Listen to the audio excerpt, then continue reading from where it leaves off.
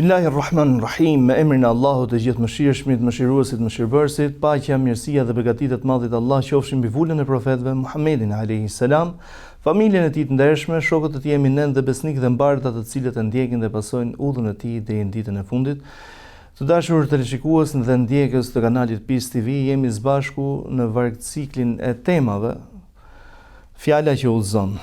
Sot do të ndalemi ose do të vazhdojmë aty ku ndalëm në javën e kaluar, pikërisht me fjalën e profetit alayhis salam ose përgjigjen e dërguarit të Zotit, pra kur e pyet sahabiu i nderuar dhe i thot kush është njeriu më i dobishëm, për njeriu më të dobishëm folëm në javën e kaluar dhe i thot pra kush është njeriu më i dashur tek Allahu subhanahu wa taala, dhe i dërguari i Zotit thot më i dobishmi për njerëzit. Tani vazhdon pjesa e dytë e hadithit ku e pyet se cila është vepra më e dobishme. Cila është vepra më e dobishme? Pra që ti jesh njeri i dobishëm ose vepra më e dashur tek Allahu subhanahu wa taala. Normalisht që tek Zoti veprat e dashura janë veprat e mira, janë hajërsitë. Cila është vepra më e dashur tek Allahu subhanahu wa taala? Dhe i dërguari i Zotit ka nisur dhe ka rënditur një sër veprash, të cilat janë marrëdhënie reciproke me njerëzit, që është e vërteta. E nis të parën dhe thot: sururun tudkhiluhu ala qalbi muslim. Gëzimin që fut në zemrën e besimtarit, ose të keqen hallin që ja largon. Pra, të mbjellësh gëzim dhe të largojsh një të keqe nga zemra e këtij personi.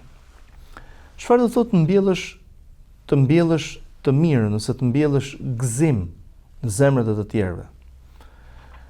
Të nderuarit e mi, ka njerëz të cilët kanë nevojë për një fjalë të mirë, kanë nevojë për një këshill të artë, kanë nevojë të qëndrosh në krah në një çast të vështirë me sinqeritetin më të madh.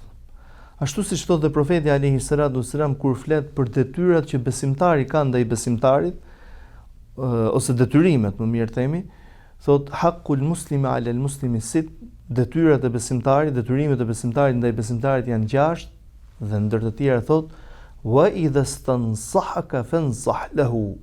E kur ai kërkon të jesh i sinqert, i çiltër me të, ti të jesh i tillë. Pra, si fut gëzim në zemrën e tjetrit? Ka një breng, ka një hall, kjo ndodh shpesh. Dhe ka nevojë, nuk ka nevojë për një mbështetje materiale, absolutisht.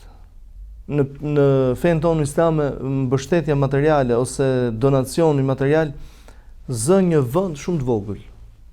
Ajo që zë vend më shumë dhe ajo për cilën shpërblehet njeriu më shumë, nuk janë gjërat fizike, nuk janë gjërat domethënë monetare, por janë qëndrimet të cilat i mban njeriu, dhe në rastin konkret është në një hall ose është në prag të një halli. Pra po të shohim shpërblimi i pjesëmarrjes në xhenaze.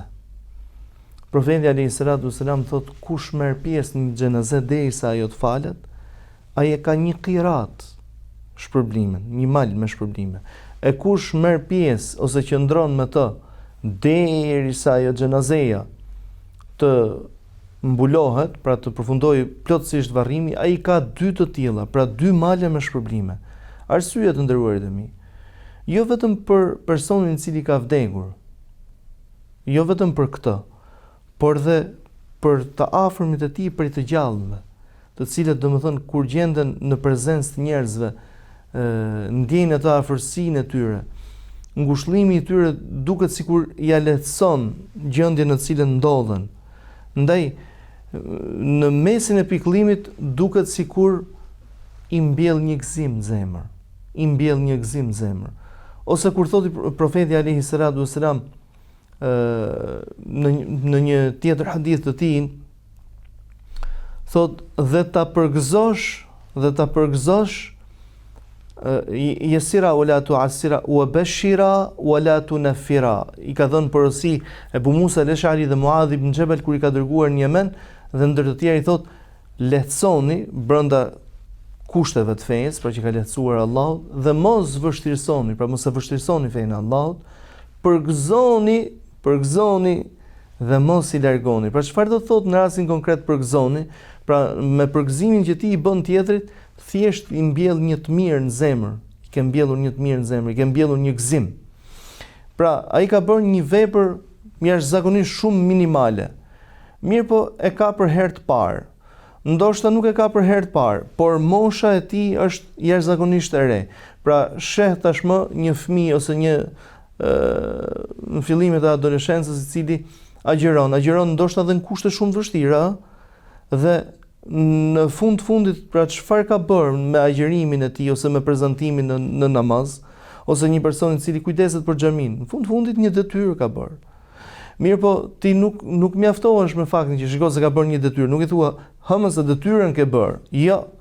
Por ti domethënë i thua një fjalë të mirë. Shumë mirë, bravo të qoftë, Allahu të shpërbleft. As sikur të jenë të gjithë djemt si puna jote, ta bëv Zoti dritë për shembull vazhdimsi. Ndoshta mund të jenë këto fjalë të cilat janë mbështetëse për të ardhmen. Një tjetër mbështetje ose një gëzim që ti e fut në zemrën e tjetrit. Kemi një rast konkret të dy dietarëve. Pra, të mbjellësh të mirën në zemrën e tjetrit, kurrë nuk humb. Vallahi kurrë nuk humb, vetëm se ke fituar. Imami i nderuar Abu Hanife an-Nu'man dhe nxënësi i tij ose një ndër nxënësit e tij më kryesor, Kadiu Ebu Jusufi, rahimahullah, emri i cili ka qenë Jakub. Jakubi vinte nga një familje e varfër. Dhe një ditë prej ditësh prindi i tij, duke qenë se prezantonte dhe ishte i rregullt në mësimet dhe tubimet e Imam Ebu Hanifes, prindi i tij i thot i dashur Jakub, Ebu Hanifja Nu'mani, pra Nu'man ibn Thabit, e kanë terezi. Dhe kjo është një fjalë e cila thuhet vazhdimisht edhe në masat tona sot. E kanë terezi filani, prandaj shkon në xhami. Ne nuk shkojmë në xhami se e kemi në terezi, por shkojmë në xhami për të vendosur shpirtin në terezi. Shkojmë për t'i lënë ato brengat në xhami që kur dalim jashtë xhamiut jemi akoma më të lehtë, sepse kemi bërë një detyrë me Allahun subhanahu wa taala. E kanë në terezi, thotë Ebu Hanifja, sepse Allahu më madhnit vetë do t'i ka dhënë goxha. Por ty duhet punosh, se ne jemi të varfër. Thotë dhe vuri re Ebu Hanifja, rahimahullah, imami i nderuar, se Ebu Jusufi nuk ishte i rregullt tashmë në prezantimin në për tubime. Dhe i thot, e merr mënjan dhe i thot, Jakub, përse mungon o birë? Pra, nëse ishte mësuar që ta shihte në safet e para, tashmë po e shifte andej nga fundi ose që vinte edhe më vonesë, përse po mungon? I ndjerë në siklet, domethënë fillimisht nuk donte t'ja shprehte si shqetësim, më pas ja tregoi si shqetësim në mënyrë që të marrë një zgjidhje nga hoxha, nga profesori. Çfarë i thot Imam Ebu Hanifja? Sa të paguajnë punën ku ti ke shkuar? Dhe përmend sasinë e parave, pagesën. Atëherë thot, të njëjtën pagesë do të ta jap unë, mjafto të mos më mungosh. Pra nuk është nevoja tashmë të flasësh me prindrit se po ma jep Ebu Hanifja pagesën, pra në fundit ata duan që ti të jesh njëri produktiv. Kështu që atë pagesën do të ta jap unë, dhe nëse vonohem ndonjëherë, pra nga dita e rrogës më kujto. Thot Imam Ebu Jusufi thot nuk ka qenë nevoja ndonjëherë që ta kujtoja. Nuk ka qenë e nevojshme ta kujtoja ndonjëherë, sepse e mbante mend domethënë kur vinte çasti dhe investoi Ebu Hanife rahimahullah materialisht tek ky nxënës. Humbi Ebu Hanifja vallë. Vetëm se fitoi, sepse edukatori ose hoxha është një prind i dytë, është ai prindi shpirtëror për nxënësin e tij, në orientimin që ka dhe në lidhjen që krijojnë me njëri tjetrin. Madje shpesh herë afrimiteti i fesë dhe afrimiteti i diturisë është më i lidhur dhe është më i rëndësishëm se sa afrimiteti i gjakut apo afrimiteti i atësisë dhe qeni domethënë fëmijë i tij.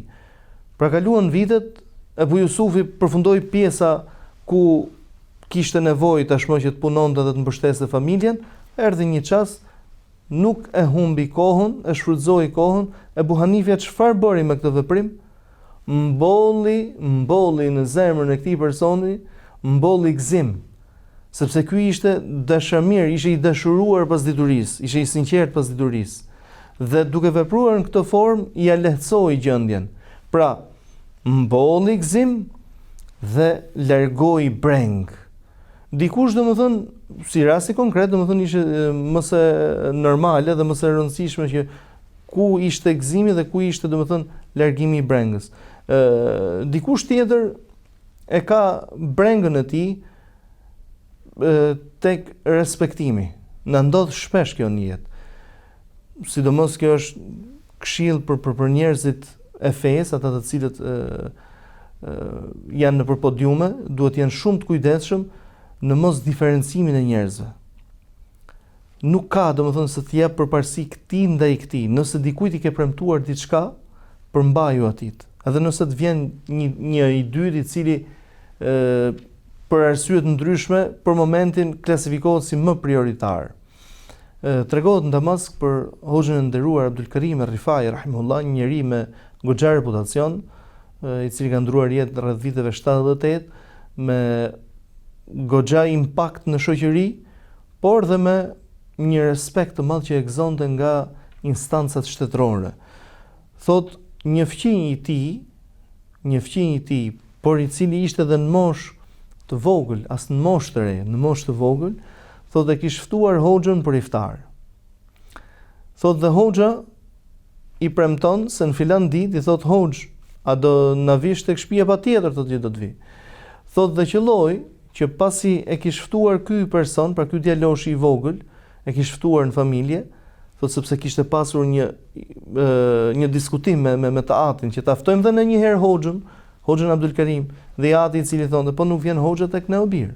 Nuk vjen hoxha tek ne, pra duke qenë se kishte një xhamat madhështor në numra, domethënë, dhe ka aq shumë njerëz sa nuk do na vjerë radha neve.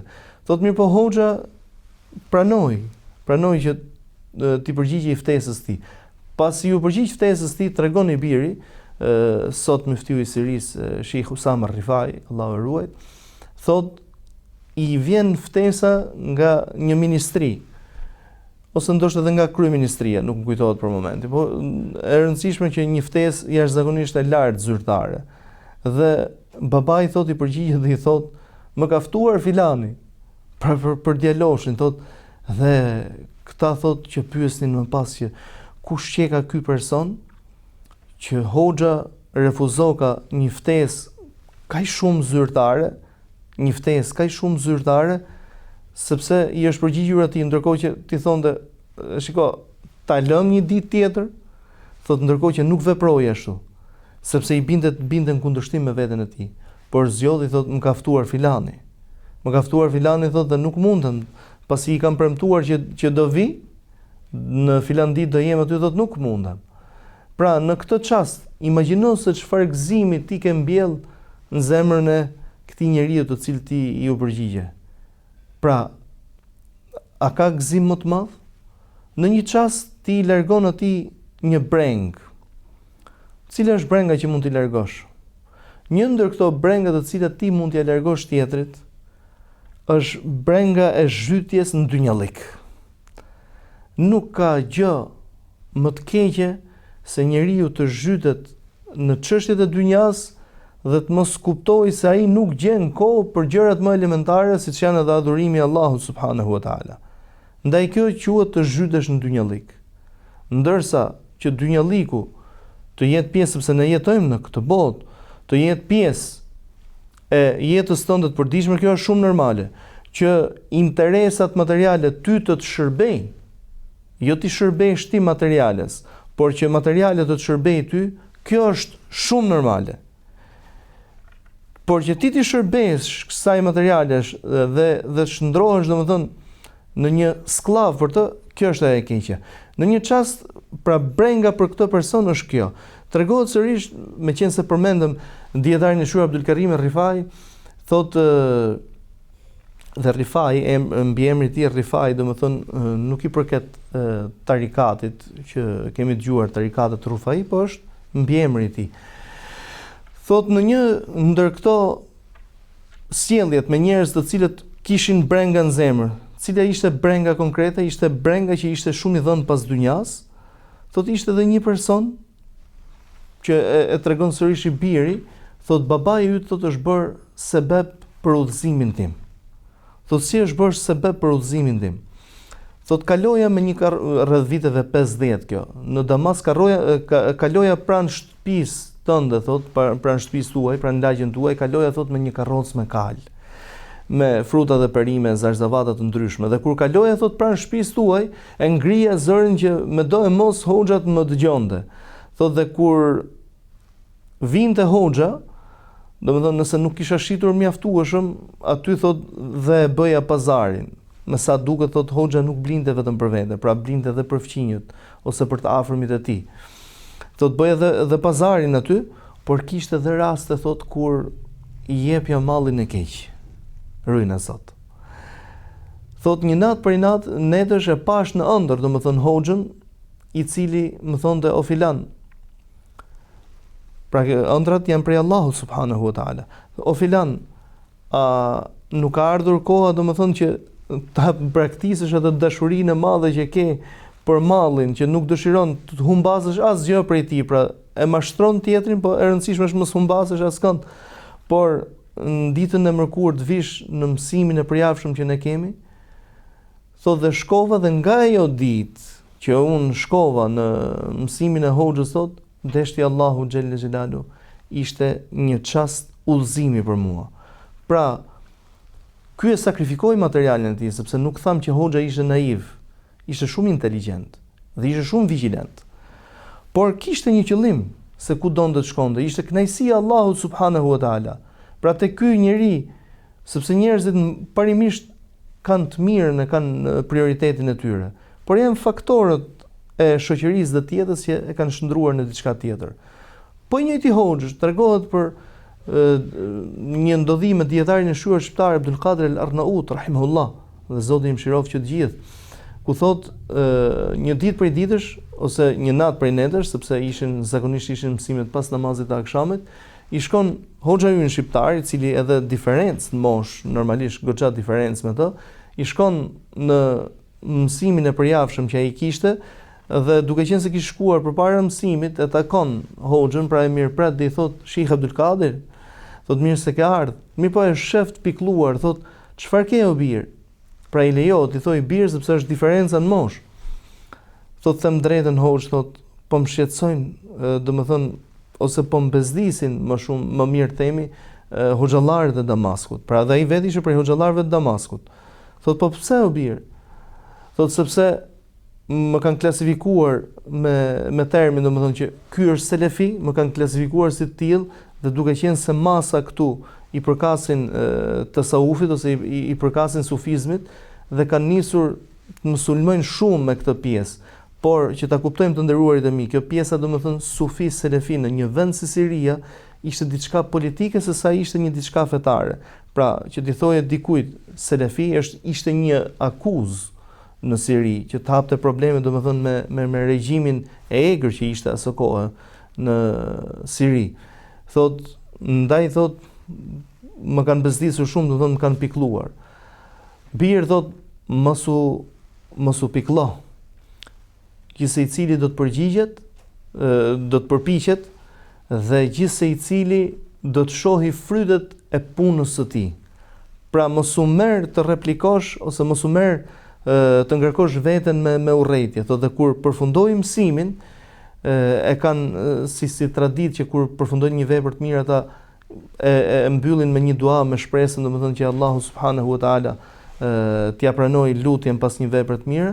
Thotë fton hoxhën Abdul Qadir al-Arnaut, thotë për të bërë lutjen e radhës, pra për t'i dhënë vlerësimin për ta parë dhe të tjerët si një lloj mbështetje. Pra, jo vetëm që në rastin konkret fut gëzim në zemrën e këtij njeriu, në zemrën e këtij dietari, por dhe i largon një breng. Ne do të bëjmë një shkëputje të shkurtër për të rikthyer në pjesën e dytë të emisionit për të vazhduar me pjesën tjetër të porosisë profetike.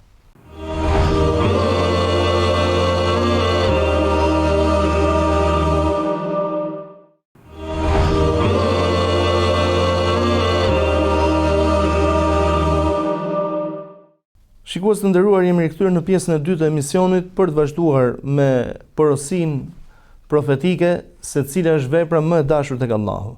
Pra, folëm në pjesën e parë të emisionit një gëzim të cilin e fut në zemrën e dikujt, që normalisht kjo ka një sër veprash dhe një sër kategori njerëzish. Një pikë e dytë ishte largimi i një brenge të cilin e ka në zemër, domethënë bëhet shkak për t'ia larguar atë breng. Tashmë e vazhdon profeti alayhi salatu wassalam, thotë ta ndihmosh në shlyerjen e një borxhi apo në largimin e urisë. Borxhi është një ndër ato veprime për të cilat është lutur pejgamberi alayhi salatu wassalam që ta mbrojë prej tij. Është lutur duke thënë galabati deni wa qahri rijal. E ka quajtur domethënë me të mposht borxhi, me të mund borxhi dhe me mposht burri. Sepse borxhi nderuar im, lutim Zotin ndihmoj çdo i cili i është borxhli njerëzve, të bën ta mbash kokën ulur. Të bën që herë gjuhat mos flas ndaj atij të cilit ti i je borxhli. Shpesh herë borxhi të bën të humbasësh ndoshta rujtën e Zotit dhe dinjitetin. Profeti i Zotit alayhi salatu wasalam ka vdekur dhe ka patur borxhe. Ka vdekur dhe ka qenë me borxhe.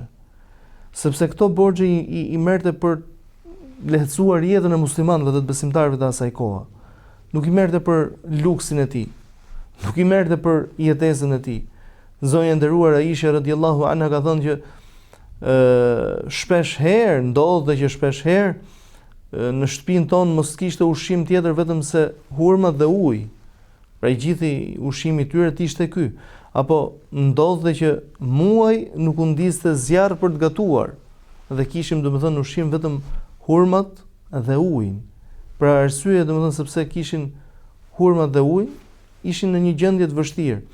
Ndërkohë që kjo asesi nuk duhet ta pengojë njeriu domethënë nga dhe profeti alayhi salatu wasalam kurrë nuk ka humbur dinjitetin e tij në aspektin e borxhit. Madje në një hadith të cilin e transmeton Imam Ahmedi, ku e transmeton sahabiu nderuar Umar ibn al-Khattab radhiyallahu anhu, thotë erdhi një person tek profeti alayhi salam, një prej hebrejve. Por ky i ish ofruar profetit për t'i dhënë borxh. Ky i ish vet ofruar për t'i dhënë borxh dhe kish ardhur para afatit, pra para se të vinte afati i kthimit të borxhit.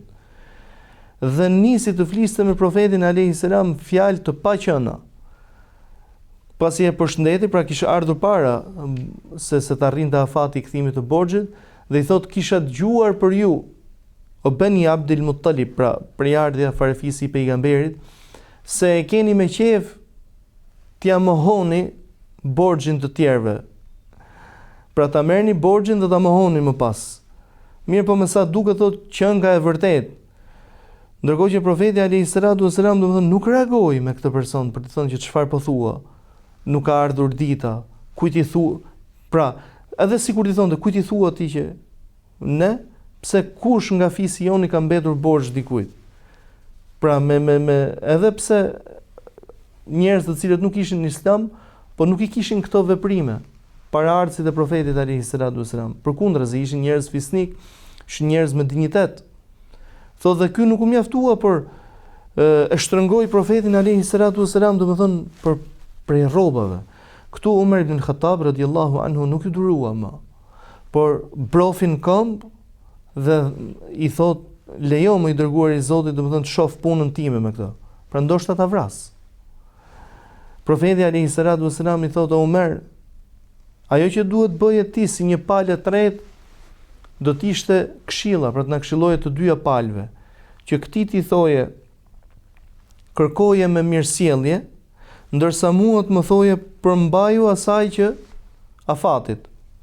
Ndaj Umar thotë, para se të mendosh për këto veprime, nis dhe kthej borxhin, thotë merr zotrin dhe shko tek depoja e shtetit, sepse ishte borxh domethënë që merrin në emër të shtetit, dhe kthej borxhin këtij.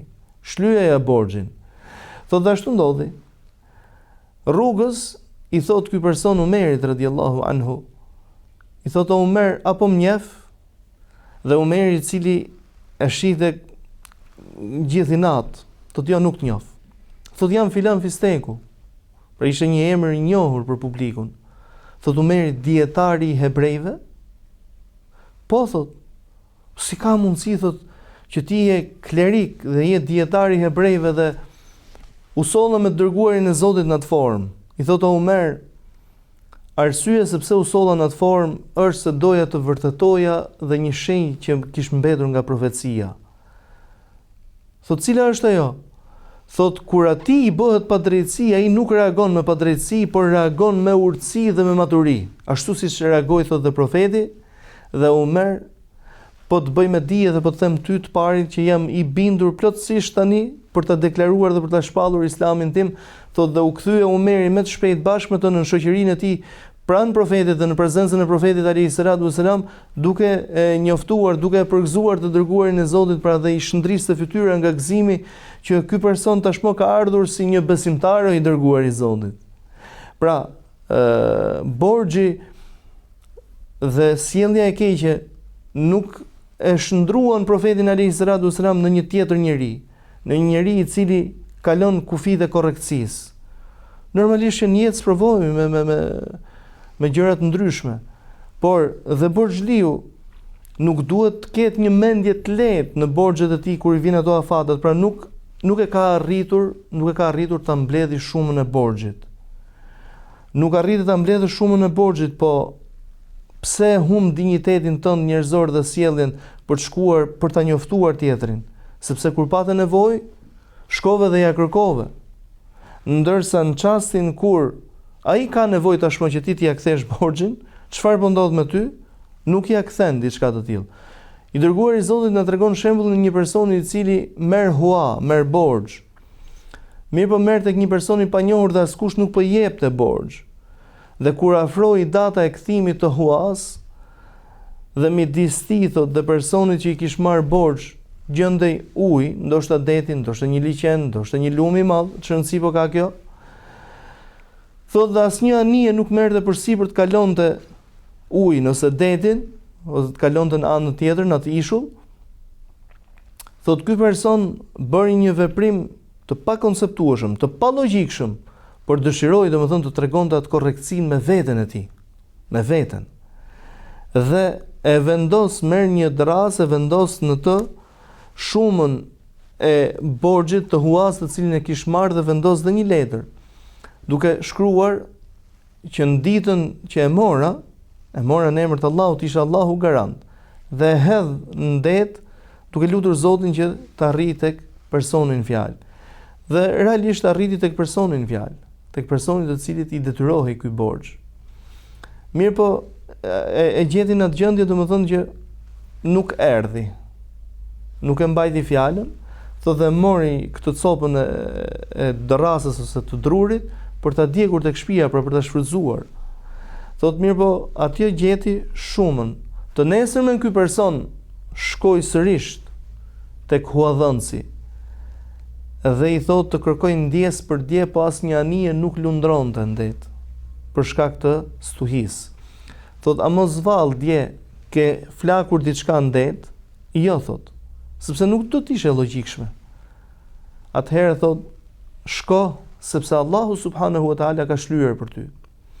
Imagjino se çfarë gëzimi, pra sepse hadithi lidhet me njëri tjetrin, i gjithë ky veprim, se çfarë gëzimi mbjellti në zemrën e atij personit të cilit ja lehtëson këtë barr të madhe që quhet borxh. Ky person i cili, domethënë që me këtë veprim mund të humbas edhe burrërinë e tij, mund të humbas edhe njerëzillokun e tij, mund të humbas dinjitetin e tij, është i detyruar që shpesh herë ruaj na Zot, o Allah na ruaj. Të thoj dhe po. Aty ku e din me tamam që nuk është ashtu, por është i detyruar, sepse po flet personi të cilit ky i detyrohet diçka. Që kjo nuk është normale, po ja që njerëzit nuk janë të gjithë në konceptimin e problemeve, nuk janë të gjithë njëjtë. Ndaj dhe profeti alayhi salatu wasalam thot, men nafasa an mu'minin kurbatan min kurabi dunya naffasallahu anhu kurbatan min kurabi yawmil qiyamah. Kush ja lehtëson muslimanit një hall, një breng nga hallet dhe brengat e kësaj bote, Zoti ja lehtëson atij një hall dhe një breng nga brengat e ditës së Kiametit. Dhe ka hall më të madh se sa muslimanit ose njeriut t'ia shuash borxhin. Lutim Zotin xhelel xhelalu mos na sprovoj me borxhe, mos na sprovoj me veprime të cilat na humbasin dinjitetin ton njerëzor, dhe lutim Zotin subhanahu wa taala na bëj prej vepërmirëve, na bëj prej atyre të cilët i konceptojnë veprat më të dashura tek Allahu. Këtu do të ndalemi për ditën e sotme, për të ritakuar inshallah në javën e ardhshme me plotësimin e porosisë profetike. Deri atëherë ju lën amanetin e Allahut. Wassalamu alaikum wa rahmatullahi wa barakatuh.